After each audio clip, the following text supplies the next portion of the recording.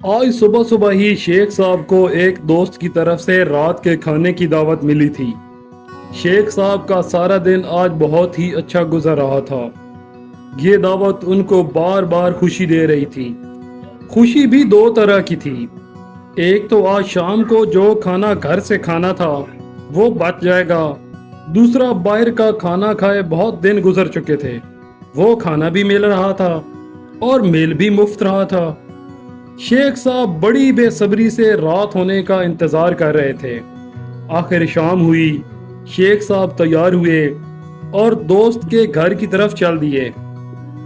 आधे रास्ते में जाकर उनको ख्याल आया कि वो अपने कमरे की लाइट तो जल्दी छोड़ आए हैं। ये ख्याल ज़हन में आते ही शेख साहब के दिमाग की बत्ती जल गई। वो फौरन घर की तरफ दौड़े, दरवाजे पर जाकर दस्तक दी।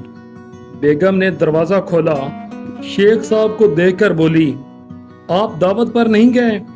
शेख साहब बोले, मैं तो दावत पर ही जा रहा था कि आधे रास्ते में ख्याल आया कि कमरे की लाइट तो मैं जल्दी छोड़ आया हूँ, वो बंद करने आया हूँ, कहीं बिजली का बिल ज्यादा ना आ जाए। बीवी बोली, लाइट तो मैंने आपके जाते ही बंद कर दी थी, अब जो आपने वापस आकर अपने जूते घिसा लिए हैं उनका क्या होगा?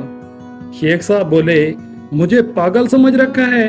मैंने जूते उतार कर हाथ में पकड़ लिए थे, अब वहीं जाकर पहनूंगा जहां से उतार कर घर की तरफ भागा था।